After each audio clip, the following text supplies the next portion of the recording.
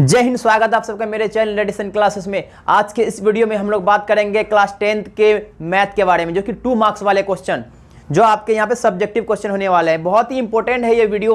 अगर ये वीडियो आप देख लेते हैं आपको कोई भी क्वेश्चन पढ़ने की जरूरत नहीं है, क्योंकि इस वीडियो के अंदर जितने भी 2 मार्क्स के आपके क्वेश्चन कराया गया है वही क्वेश्चन आपके एग्जाम में देखने को मिलेगा। ये मैं गारंटी लेता हूं कि आपके एक भी 2 मार्क्स से क्वेश्चन नहीं छूटेगा अगर यह वीडियो अगर लास्ट तक देखते हैं तब, क्योंकि इसमें जितने भी सारे chapter wise chapter important question बताया गया है। यह वीडियो बहुत ही ज्यादा इंपॉर्टेंट होने वाला आप लोग के लिए। अगर यह वीडियो को आप देख लेते हैं आपको कोई भी क्वेश्चन करने की जरूरत नहीं है। यह वीडियो आप देख लीजिए, आपके 2 मार्क्स के क्वेश्चन एक भी नहीं छूटेगा, मैं गारंटी लेता हूं। एग्जाम जब देख के आइएगा आपको तब लगेगा कि नहीं वीडियो देखना अच्छा लगा।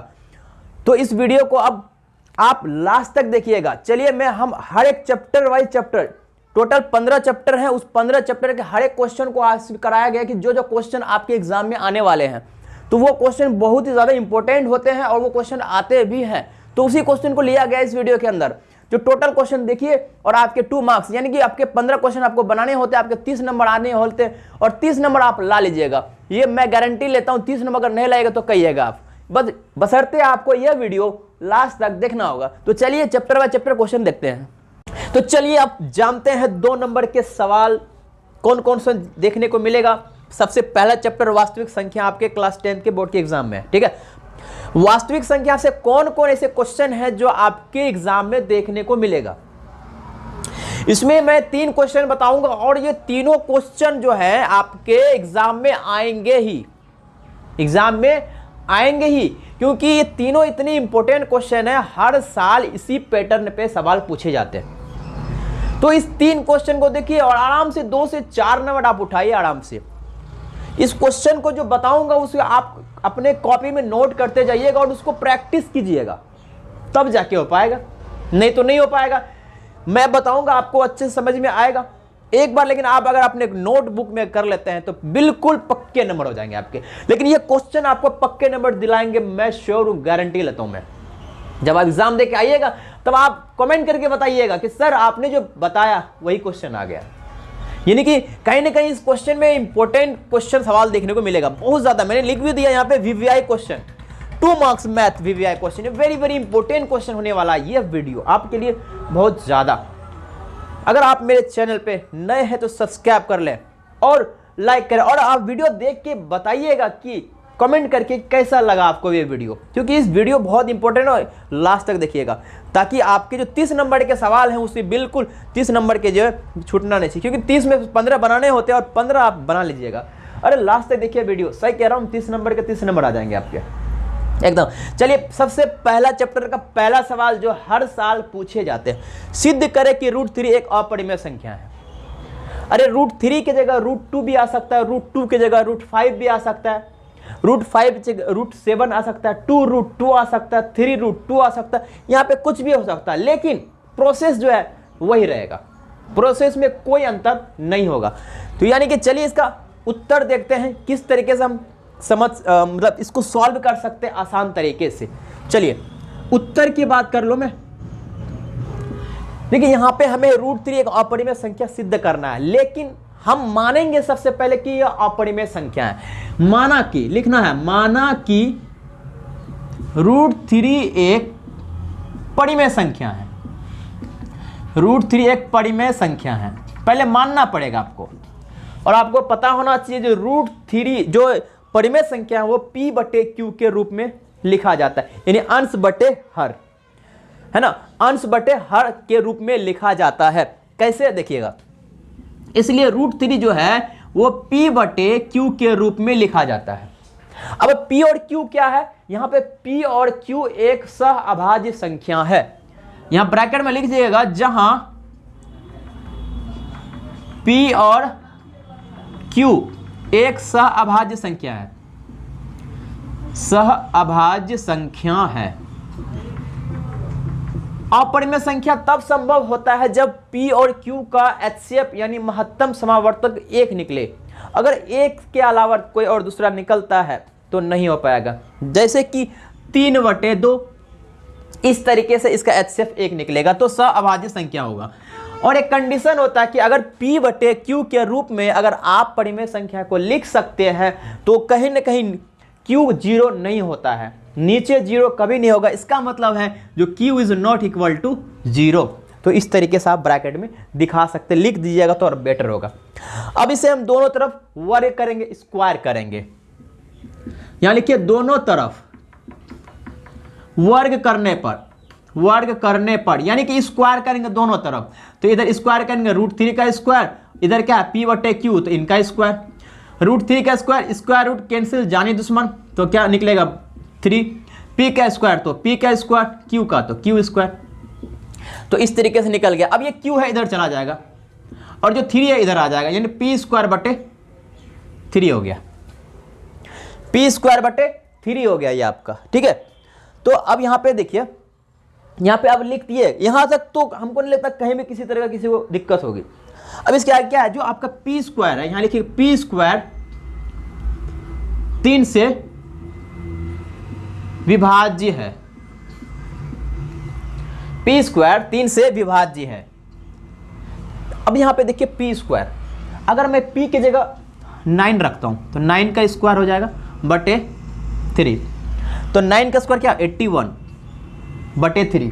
अगर मैं इसे कैंसिल करूंगा 3 दूनी 6, 3 7 21, 27 बार में कट जाएगा, ये 27 बार में कट गया। मैंने बोला P स्क्वायर 3 से विभाज्य है, अंदर क्या P की जगह 3 और 3 का स्क्वायर किया मैंने, स्क्वायर 81 को 3 से भागा दिया, 27 बार में कट गया।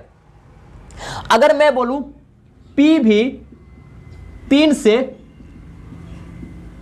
विभाज्य होगा, कोई दिक्कत होगा? क्योंकि अगर मैं स्क्वायर हटा दूं तो भी 3 से ही विभाज्य है ना, 3 3 9, 3 बार में कट गया ना। तो यानी P स्क्वायर 3 से विभाज्य होगा, P भी 3 से विभाज्य होगा। इसलिए हम कह सकते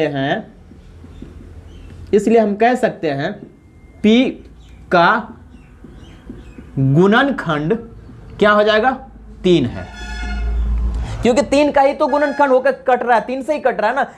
तो 3 P का गुणनखंड 3 हो जाएगा। तो इसलिए P बराबर हम मान लेंगे 3m, मान लेंगे 3m, क्या दिक्कत है, m क्या है वो गुणनखंड की संख्या, तो 3m हो गया, ठीक है। अब ये देखिए यहाँ पे जो मैंने इसको समीकरण 1 मान लेते हैं, इसको समीकरण 2 मान लेते हैं।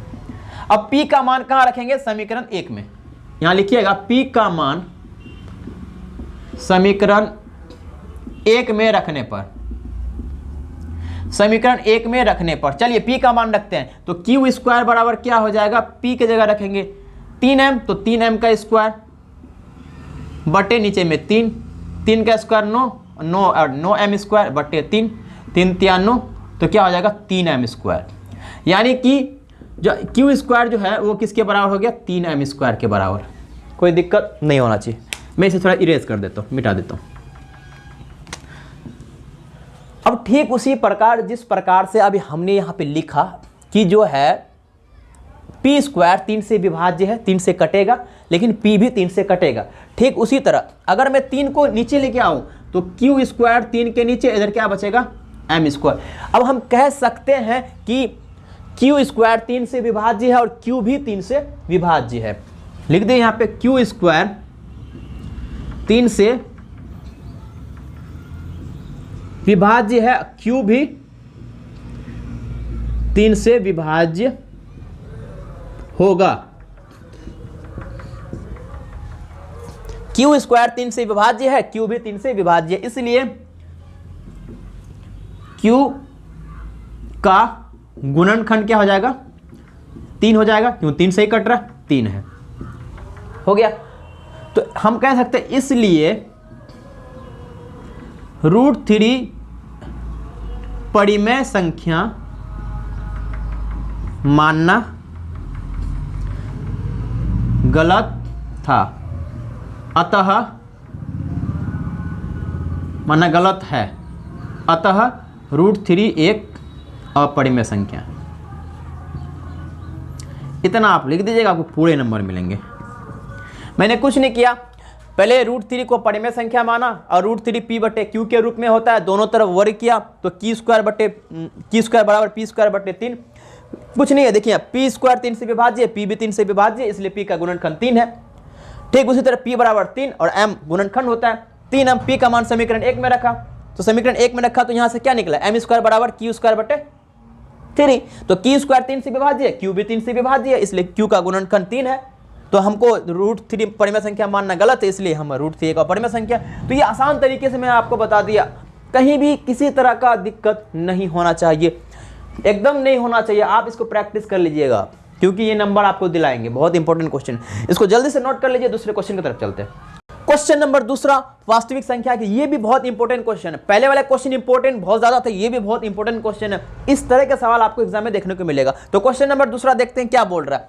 यूक्लिड के विभाजन एल्गोरिथम का प्रयोग कर 960 तथा 342 का मोसो ज्ञात करें। यूक्लिड के विभाजन एल्गोरिथम का प्रयोग, ये एक थ्योरम है, इस थ्योरम का यूज करके, प्रयोग करके, उपयोग करके 960 और 342 का मोसो ज्ञात करना है। तो ये इसका आखिर रूल क्या है, इस प्रमेय का रूल क्या है, इसका यूज कैसे करेंगे देखते हैं। बहुत ही आसान सवाल है। मेरे पास 2 नंबर है, मोसो निकालना है, मोसो महत्तम समावर्तक निकालना है किसका, 960 और 342 का।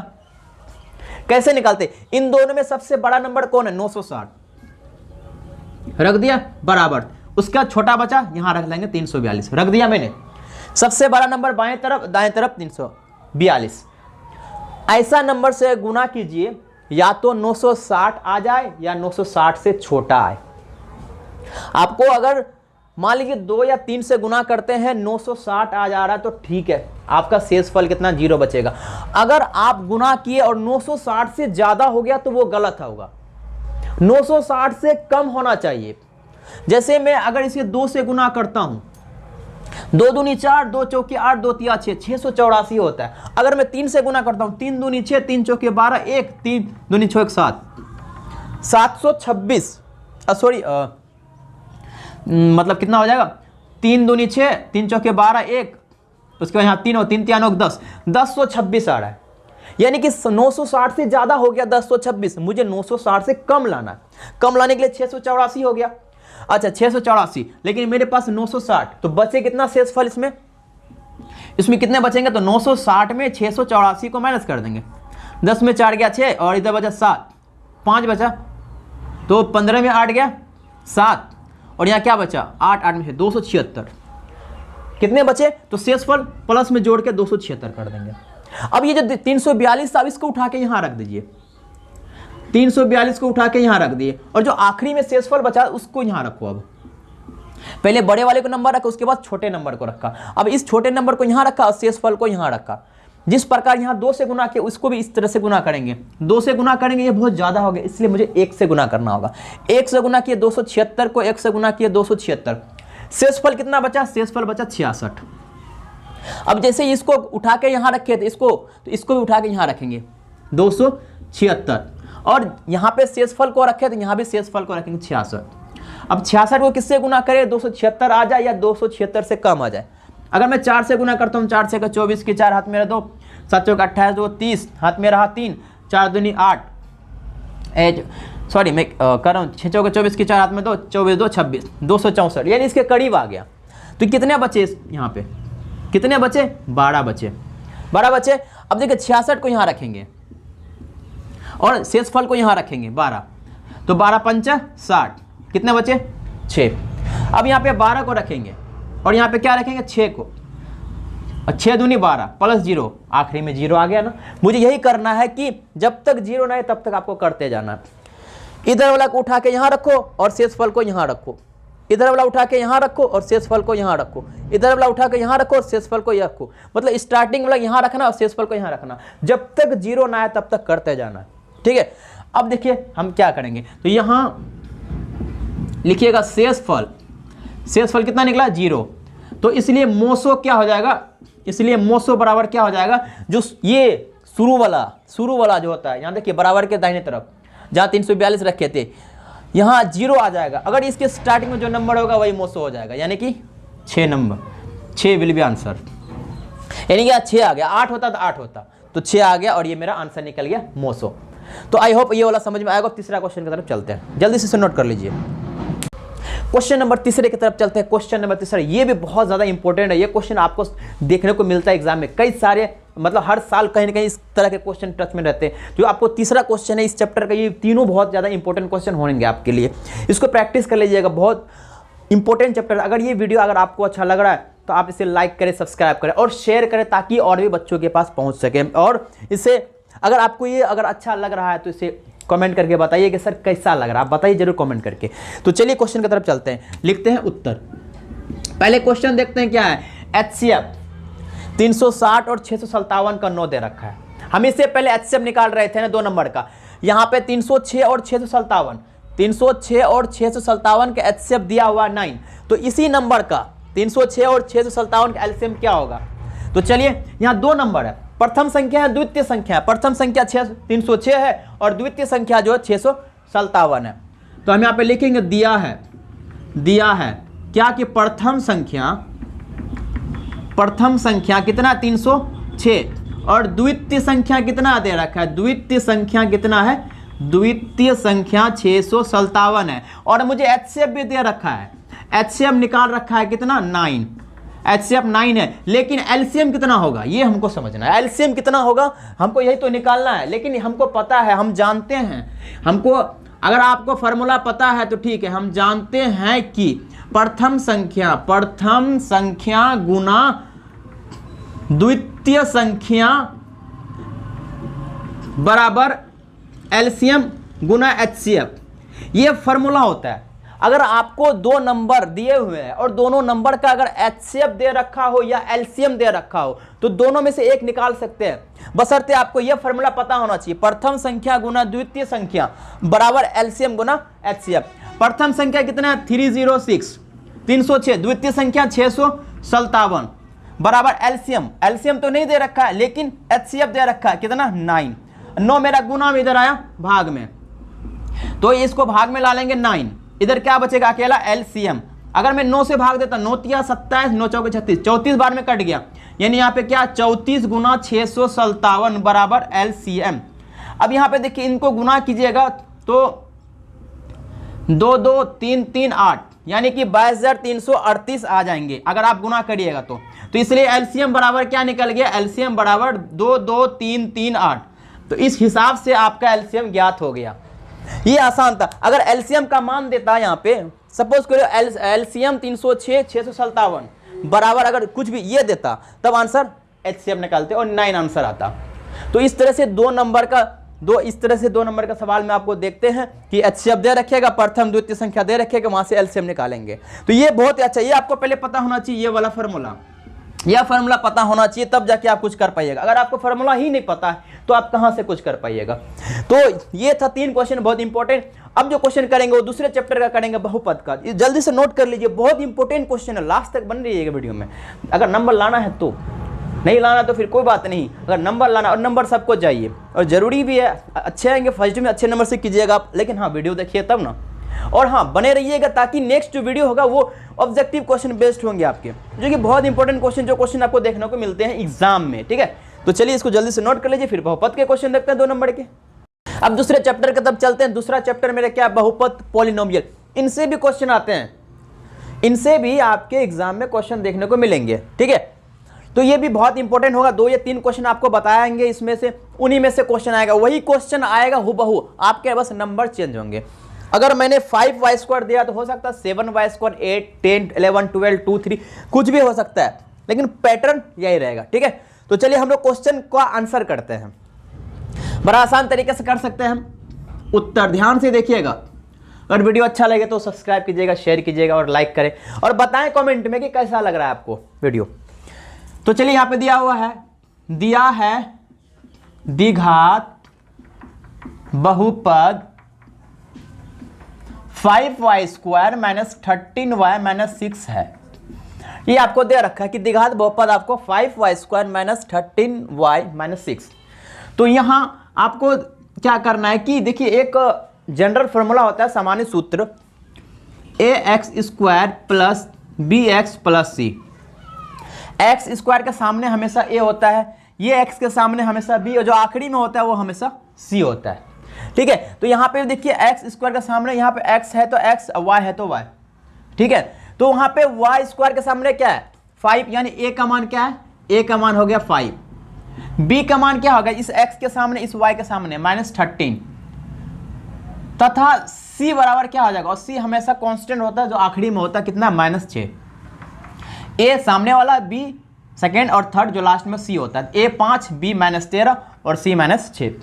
ठीक है, यहां तक समझ में आया। अब चलिए d निकालते हैं। एक d का फॉर्मूला होता है, d बराबर होता है b स्क्वायर -4ac। यह d का फॉर्मूला होता है b स्क्वायर -4ac। तो b का मान कितना है, -13 का होल स्क्वायर, माइनस फिर क्या है 4, फिर a का मान कितना है 5 इंटू c का मान -6। इनको सॉल्व कीजिए, 13 का स्क्वायर 169, माइनस माइनस प्लस।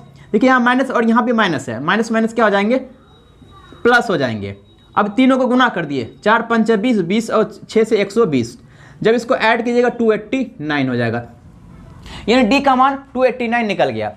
अब जो शून्यक निकालने के लिए बोला है, जो शून्य का फॉर्मूला होता है -b प्लस माइनस √d/2a। यह शून्य का फॉर्मूला होता है, -b प्लस माइनस √d/2a। बहुत इंपॉर्टेंट। तो अब इसका मान रखते हैं, माइनस का माइनस, और b की जगह क्या है, b का मान लिखे -13 प्लस माइनस √d, और d की जगह क्या लिखे 289, 289 बटे 2 इंटू a की जगह उसका मान रखिए 5। देखिए 2 माइनस है, माइनस माइनस प्लस, तो क्या बचेगा 13 प्लस माइनस, अब दे 289, 289 किन का स्क्वायर होता है, 17 का। किसका, 17 का। तो 17 स्क्वायर आएगा, 17 का स्क्वायर, स्क्वायर रूट एक दूसरे के जानी दुश्मन, तो स्क्वायर रूट खत्म, तो बाहर क्या निकलेगा 17। नीचे में 5 दूनी 10, यानी कि आपका शून्य ये निकल गया। अब शून्य के अंदर 2 साइन है, एक प्लस दूसरा माइनस। तो पहले तो शून्य प्लस के लिए निकालेंगे और दूसरा माइनस के लिए। तो मैं यहां पे लिखता हूं धनात्मक के लिए, धनात्मक के लिए। तो धनात्मक के लिए क्या करेंगे, जब धनात्मक की बात करेंगे, प्लस की बात करेंगे, यहां से माइनस गायब हो जाएगा, यानी कि तब उस कंडीशन में शून्य क्या हो जाएगा 13। अभी मैं धनात्मक सिर्फ प्लस लूंगा, प्लस 17 बटे 10। 17 और 13 को जोड़िएगा तो क्या हो जाएगा 30 बटे 10, 10 तिया 30, यानी कि पहला शून्य निकल गया 3। किसके लिए, धनात्मक के लिए। अब निकालेंगे ऋणात्मक के लिए, ऋणात्मक के लिए। तो ऋणात्मक यानी माइनस की बात करेंगे, सिर्फ माइनस का चर्चा करेंगे। तो इस कंडीशन में शून्य बराबर क्या हो जाएगा 13 माइनस 17 बटे 10। जब इसको घटाइएगा 17 में 3 गया 4 और माइनस 4 बटे 10। ये कट जाएगा, 2 दूनी 4, 2 पंचा 10, 2 से कटेगा -2 बटे 5। इसलिए आप लिख सकते हैं जो आपका शून्य निकला, 2 शून्य, शून्य बराबर सबसे पहला तीसरा धनात्मक के लिए, दूसरा ऋणात्मक के लिए क्या -2 बटे 5, और यही आपका आंसर हो गया। तो कितना आसान था, कुछ भी नहीं था। ये आपको फॉर्मूले कभी कभी एक नंबर के सवाल में पूछ देते हैं कि d बराबर b स्क्वायर -4ac, ये भी हो जाता है। और कभी कभी ये फॉर्मूला ही पूछ देगा -b प्लस माइनस √, अब d की जगह कभी दे देगा b स्क्वायर -4c, क्योंकि d इनके बदले में होता है और नीचे 2a होता है। तो ये भी क्वेश्चन एक नंबर में पूछ देते हैं। तो आई होप आपको समझ में आएगा। अब दूसरे क्वेश्चन की तरफ चलते हैं। क्वेश्चन नंबर दूसरे की तरफ चलते हैं। दूसरा नंबर, ये भी क्वेश्चन बहुत ज़्यादा इंपॉर्टेंट है एग्जाम के पॉइंट ऑफ व्यू से। तो एग्जाम में इस तरह के सवाल भी आपको देखने को मिलेंगे। क्वेश्चन क्या कह रहा है ये देखिए, पहला क्वेश्चन भी बहुत ज़्यादा इंपॉर्टेंट था, ये भी क्वेश्चन बहुत ज़्यादा इंपॉर्टेंट है।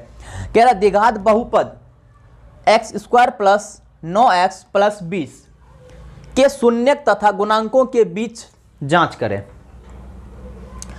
द्विघात बहुपद x² प्लस 9x प्लस 20 के शून्यक तथा गुणांकों के बीच जांच करें। यानी शून्यक के जो गुणांक होंगे, देखिए बहुपद के शून्यक और गुणांकों के बीच में जो आपको निकालने हैं, उसके दोनों को सत्यापित करना है, यानी कि जांच करना, सही बताना है दोनों में। तो कैसे करेंगे देखिएगा उत्तर की तरफ। ये क्वेश्चन बहुत इंपॉर्टेंट है, यानी कि शून्यक और गुणांक इन दोनों के बीच में रिलेशन बताना है, उनके बीच में है ना, जांच करना कि सही है या नहीं, और सही ही होगा तभी तो बोल रहा जांच करने के लिए। तो मेरे पास द्विघात बहुपद दिया है क्या दिया, द्विघात बहुपद x square plus 9x plus 20, x square plus 9x plus 20। अब इनका द्विघात बहुपद निकालेंगे। देखिए कैसे निकालते हैं, ध्यान से देखिएगा। मेरा क्या है कि एक जनरल फॉर्मूला अभी बताया मैंने, A X square plus B X plus C, ये होता है मेरा, ठीक है। तो सबसे पहले इसको शून्य निकालने के लिए हमें इसको फैक्टराइजेशन करना होगा। इसको शून्य निकालने के लिए देखिएगा कैसे निकालते हैं। क्या करते हैं, शुरू और आखिरी को गुना करते हैं, ए और सी को गुना करते हैं। ए कितना है, अरे कुछ नहीं, एक्स के सामने 1 है। 1 और 20 को गुना किए कितना हुआ, 20। पहली कंडीशन क्या था, पहला स्टेप ए और सी को गुना कीजिए। मैंने ए और सी मेरा बी, ए मेरा 1, गुना किया 20 हुआ। अब इसको हम क्या बोलते हैं, दूसरा स्टेप क्या कहते हैं, इसका गुणनखंड कीजिए। तो गुणनखंड करेंगे, 2 को 10 से, 2 को 5 से, 2 2 5 आ गया 20 का।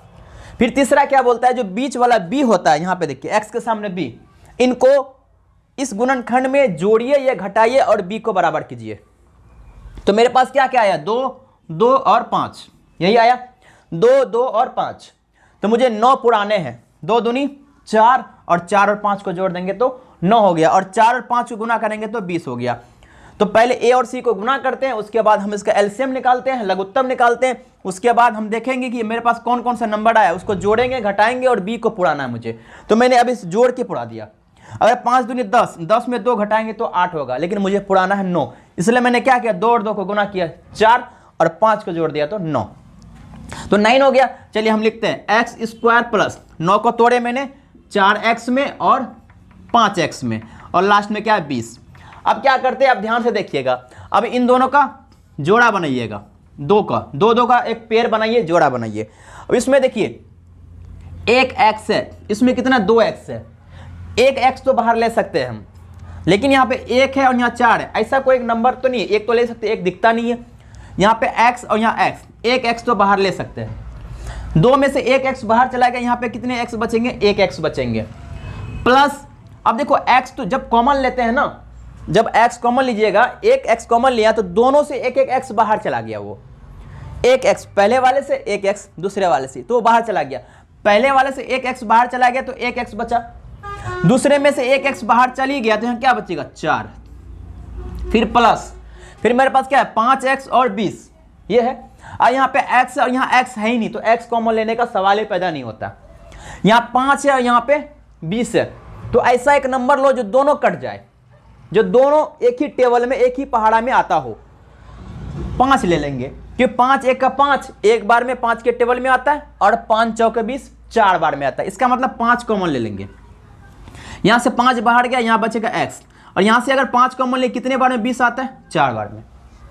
याद रखिएगा एक बहुत इंपॉर्टेंट पॉइंट ये है कि जो आपका ये x प्लस 4 निकला, जो इधर जो निकलेगा वो भी x प्लस 4 ही निकलेगा। मतलब यह शून्य आपस में बराबर होगा, किसी भी हाल में बराबर होना ही है। अब देखिए x प्लस 4 यहाँ भी है, x प्लस 4 यहाँ भी है, दोनों जगह सेम है, उसको लो कॉमन। हम ले लिए x प्लस 4 को कॉमन ले लिए बाहर। जब मैं इसे बाहर कर दे, यहाँ पे क्या बचेगा x, ये भी बेचारा बाहर चला गया, यहाँ क्या बचेगा प्लस 5। ये 2 कंडीशन निकल गए, ठीक है, ये 2 कंडीशन निकल गए मेरे, यानी कि 2 शून्य निकल गए, x प्लस 4 x प्लस 5 ये निकल गए। तो अब हमें क्या करना है कि इनको इक्वल करना है 0 के, इस शून्य के इक्वल करना। तो x प्लस 4 किसके बराबर करने हैं मुझे, 0 के। तो x बराबर क्या हो जाएगा -4। फिर दूसरा क्या करना है, x प्लस 5 बराबर 0, इधर प्लस इधर आएगा तो -5, यानी कि x के 2 मान निकले, x के 2 मान निकले, एक निकला -4, एक निकला -5। जो पहला वाला x का मान निकला उसको अल्फा मान लीजिए। क्या मानेंगे, अल्फा। तो अल्फा बराबर क्या निकला -4, और दूसरे वाले जो x निकला ना उसको मान लेंगे बीटा, यानी बीटा बराबर क्या हो गया -5। यानी कि इस हिसाब से आपके 2 शून्य निकले, और पहले जो x का मान निकला उसको अल्फा मान लिया, दूसरा जो निकला उसको बीटा मान लिए। पहले x निकला -4 तो अल्फा मान लिए -4, दूसरा x निकला -5 तो दूसरा बीटा मान लिए -5। अब हमें क्या बोला, शून्य और गुणांकों के बीच। तो शून्य, अब यहाँ पे देखिए, अब शून्य का योगफल निकालना, शून्य का योगफल निकालना मुझे।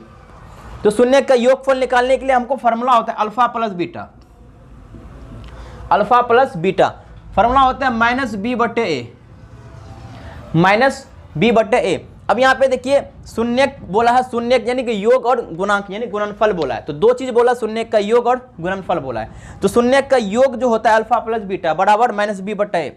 अल्फा का मान कितना है -4, बीटा का मान क्या है -5 बराबर माइनस। देखिए एक चीज मैंने आपको नहीं, यहाँ अभी इससे पहले अगर क्वेश्चन देखे होंगे तो आपको समझ में आएगा। यहाँ से अगर ए बराबर क्या हो जाएगा, एक्स के सामने वाला ए, बी बराबर क्या हो जाएगा, बी बराबर 9 एंड सी बराबर क्या हो जाएगा लास्ट का 20। इसी पिछले अगर क्वेश्चन देखेंगे आपको समझ में आएगा कि एक्स स्क्वायर के सामने ए होता है, एक्स के सामने बी, आखिरी वाला कांस्टेंट होता है वो सी होता है। तो ए बी सी निकल गया और माइनस, और बी की जगह क्या रखेंगे 9 बटे ए की जगह 1। तो ये देखिए -4 प्लस माइनस माइनस 5, एक लिखते नहीं नीचे इसलिए -9 -4 -5 -9 और -9। देखिए इसके बीच में हमारा क्या रिलेशन निकल गया -9 -9। ये शून्य था, अब उसका गुणांक निकालना, गुणनफल यानी कि शून्य का गुणनफल, गुणनफल। तो ये क्या होता है अल्फा इंटू बीटा होता है, इसका फॉर्मूला सी बटे ए होता है। अब अल्फा इंटू बीटा, अल्फा कितना दे रखा है, अल्फा का मान देखिए -4 इंटू बीटा का मान कितना है -5 बराबर सी बटे ए। सी का मान कितना है 20 बटे ए कितना है 1। देखिए माइनस माइनस प्लस, क्योंकि वो गुना में है, प्लस हो गया और 5 के 20 बराबर, ये भी क्या एक लिखते नहीं है तो 20। ये और ये देखिए दोनों सत्यापित हो गया, यानी कि हम अल्फा निकाल के, यानी कि इसकी शून्यक निकाले मैंने, शून्यक निकाल के मैंने उसके योगफल और ए बी सी का जो मान था उसके फॉर्मूले से और उसके एक्स स्क्वायर का जो गुणांक होता है, ये क्या होता है कि एक्स स्क्वायर का गुणांक होता है कोई भी ए बी सी डी, ठीक है। ए बी सी जो होता है एक्स स्क्वायर का, एक्स का गुणांक और सी मेरा कोई नियतांक कांस्टेंट होता है। तो इस हिसाब से आप इसको क्वेश्चन का आंसर दे सकते हैं, आपके पूरे 2 के 2 मार्क्स मिलेंगे। तो मुझे उम्मीद है कि ये वाले भी क्वेश्चन में आपको समझ में आए होंगे। अब अगले क्वेश्चन की तरफ चलते हैं, जल्दी से इसको नोट कर लीजिए। Hello hello hello check check check, hello check. अब तीसरे चैप्टर की तरफ चलते हैं। 2 चैप्टर आई होप आपको समझ में अच्छे से आ रहा होगा। अब तीसरे चैप्टर भी आपको बहुत अच्छे से समझ में आएगा। और देखिए 2 चैप्टर जो बताए उसमें से क्वेश्चन तो फिक्स रखिए कि उसी टाइप का आएगा 100%। और ये तीसरा चैप्टर जो बताया जा रहा है इसमें 100% ऐसा ही आएगा क्वेश्चन।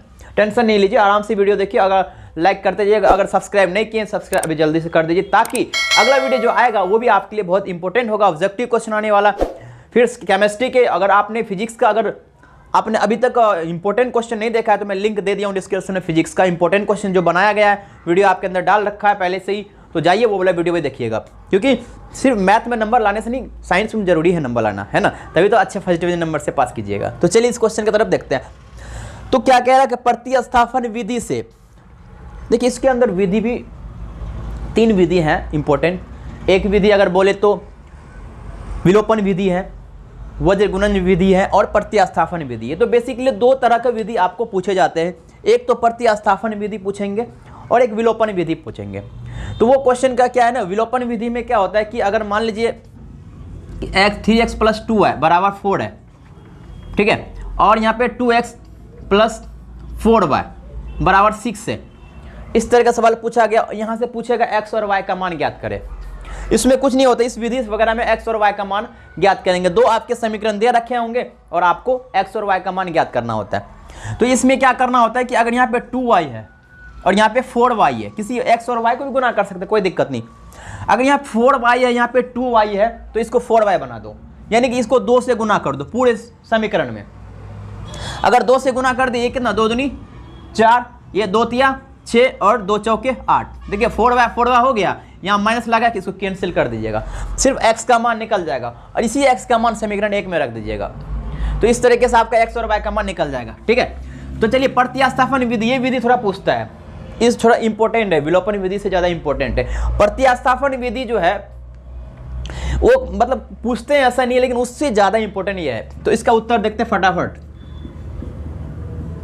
तो क्या कह रहा है कि प्रतिस्थापन विधि से निम्न रेखीय समीकरण के युग्म हल करें। जो 2 समीकरण दे रखा है, पहला क्या, 8x + 7y = 9, समीकरण फर्स्ट। सेकेंड क्या है 3x plus 2y is equal to 4। तो समीकरण 1 समीकरण 2 में हो गया। ठीक है, अब समीकरण यहां पे समीकरण 1 से बात करेंगे। पहले समीकरण 1 से देखिएगा, बहुत इंपॉर्टेंट क्वेश्चन है और आसान भी है। 8x plus 7y is equal to क्या है 9। 8x को यहीं पर रखिए, क्या हो जाएगा 9 प्लस 7y इधर गया तो माइनस 7y। अब x को यहीं पर रखिए तो 8 मेरा मल्टीप्लाई इधर है डिवाइड में, माइनस 7y बाय 8। अब इसको मान लेंगे समीकरण 3। ठीक है, अब इसी x का मान समीकरण 2 में रखिए। अब यहां पे लिखिए x का मान समीकरण 2 में रखने पर x का मान समीकरण 2 में रखेंगे। 2 क्या कह रहा है 3 इंटू एक्स, और x के जगह क्या रखेंगे 9 minus 7y by 8 plus 2y is equal to क्या 4। सिर्फ मैं इस x का मान समीकरण 2 x की जगह रख दिया, बाकी सेम टू सेम उतार दिया मैंने। अब ये 3 देखिए मल्टीप्लाई होगा, ये गुना होगा सबसे, 9 से गुना होगा 9 तिया 27, फिर माइनस 3 को 7 से गुना 21y बटे क्या 8 plus 2y is equal to 4। अब एलसीएम ले लीजिए, एलसीएम क्या आएगा पूरा 8 कैंसिल तो क्या उतरेगा 27 माइनस 21y, और ये गुना हो जाएगा डायरेक्ट, कुछ नहीं है तो 1 को 8 से भागा दिया 8 को 2 से गुना की 16 बराबर 4 इक्वल टू 4 हो गया। अब यहाँ पे देखिए 27 और प्लस यहाँ पे सॉरी y होगा 27 माइनस 21 में प्लस 16 गया तो minus 5y is equal to 8 मेरा भागा इधर गया गुना में, तो 4 के साथ गुना में 8 चौके 32। इधर क्या बचा minus 5y is equal to 32 और प्लस 27 इधर आया माइनस 27, तो माइनस 5y बराबर क्या हो गया 5, तो y बराबर क्या हो जाएगा 5 बटे माइनस 5 कैंसिल हो जाएगा, क्या निकला -1। तो इस हिसाब से y का मान क्या निकल गया -1। अब ये y का मान तो निकल गया मेरा, लेकिन मुझे x का मान भी तो चाहिए, तो y का मान समीकरण 3 में रख दो। y का मान, अब y का मान समीकरण 3 में रखने पर, समीकरण 3 में रखने पर, तो y का मान समीकरण 3 में रखेंगे। 3 कहाँ है ये रहा, तो x बराबर क्या बोला है 9 माइनस फिर बोला 7 इंटू वाई, और y की जगह क्या रखेंगे -1 बटे क्या है 8। चलिए 9 का 9 माइनस 2 आ गया, माइनस माइनस प्लस 7 को 1 से गुना कीजिए 7 बटे 8। अब यहाँ पे 9 7 16, 16 बटे 2 ये कट जाएगा 8 बार, सॉरी 2 बार में, हाँ 8 बार में कटेगा, सॉरी मैं थोड़ा मिस्टेक कर गया। 9 7 16 हुआ, नीचे में 8 है, 8 दूनी 16 तो 2 निकल गया। तो इस हिसाब से x का मान क्या निकल गया 2, इसलिए x बराबर 2 और y बराबर -1। कितना आसान सवाल था, इसको आराम से देखिएगा। कुछ नहीं किया मैंने, 2 इक्वेशन दिया था, पहले इक्वेशन से x का मान निकले, इसी x को समीकरण 2 में रख दिए। जब समीकरण 2 में रखे उसको पूरी अच्छे से सॉल्यूशन किया, अच्छे से किया तो y का मान -1 आया। इस y का मान समीकरण 3 में रखा, क्यों रखा, क्योंकि यहाँ पे सिर्फ अकेला y था, और y का मान -1 रखने पे जो मेरा x का मान था वो 2 निकला। इस हिसाब से x 2 और y -1। आई होप आपको ये क्वेश्चन भी समझ में आया होगा। तो चलिए अब देखते हैं अगला क्वेश्चन कौन सा देखने को मिलता है मेरे। क्वेश्चन नंबर 3 देखते हैं। 2 चर वाले रेखीय समीकरण चैप्टर 3 का ये लास्ट क्वेश्चन है, बहुत इंपॉर्टेंट। तीनों क्वेश्चन बताया जो जा रहा है ये बहुत ज्यादा इंपॉर्टेंट, तीनों में से एक क्वेश्चन टच करेंगे आपके, ठीक है। तो k का मान ज्ञात करने के लिए बोल रहा है, जिसके लिए y-1 बहुपद इतना दे रखा है, उसका एक गुणनखंड निकालना, यानी कहीं ना कहीं k का मान हमको बोल रहा है, जिसके लिए कंडीशन क्या y-1 दे रखा है। तो कोई दिक्कत नहीं है, बहुत ही आसान सवाल है, देखते हैं इसको। उत्तर, हमको एक बहुपद दे रखा, क्या 2y cube plus 9y square plus y plus k।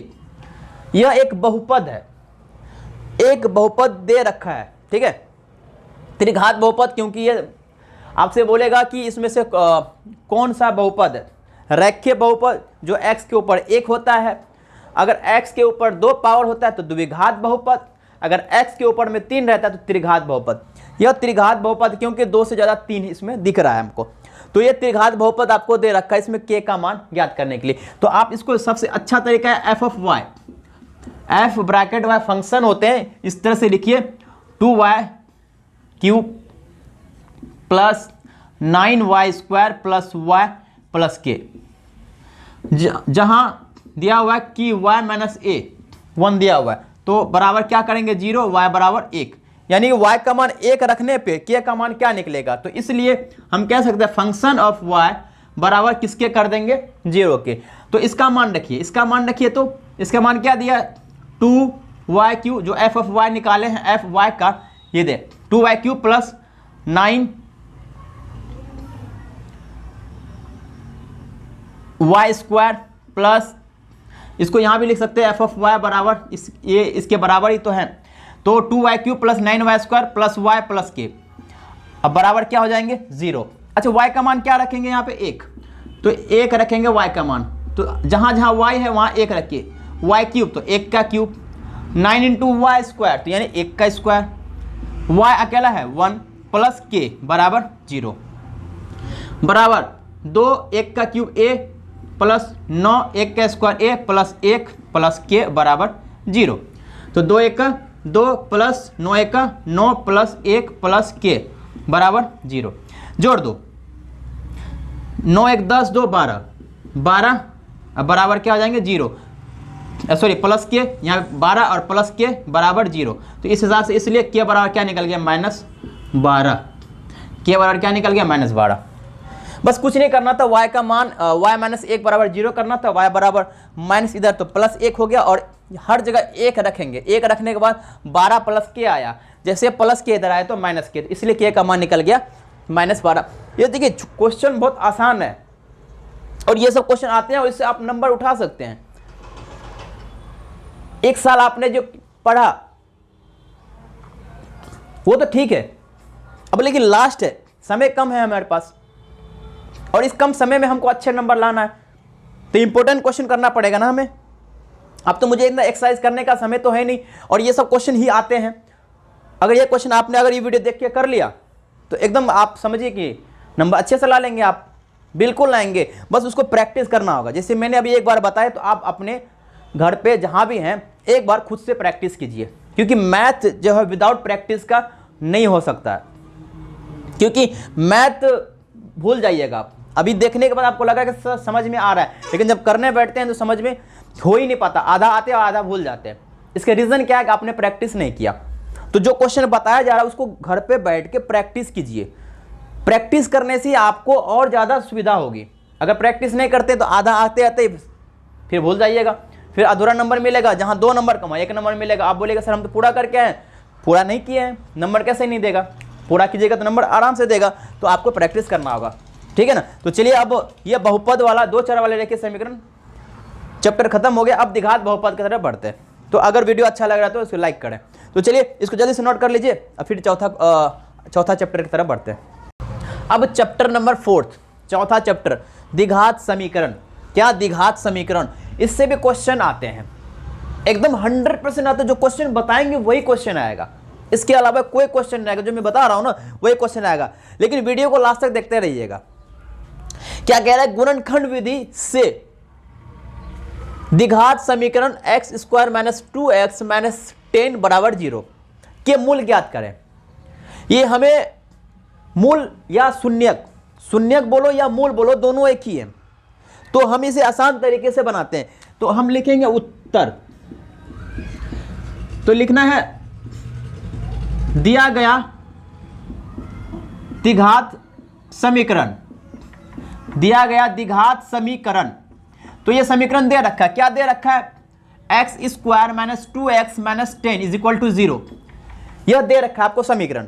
हमने अभी थोड़ी देर पहले बताया था, अगर आप वीडियो के स्टार्टिंग से हैं तो आपको प्रॉब्लम नहीं होगा। मैंने बोला था कि स्टार्टिंग और आखिरी में मल्टीप्लाई करते हैं। क्या एक इक्वेशन होता है, एक फॉर्मूला होता है, ax square plus bx plus c।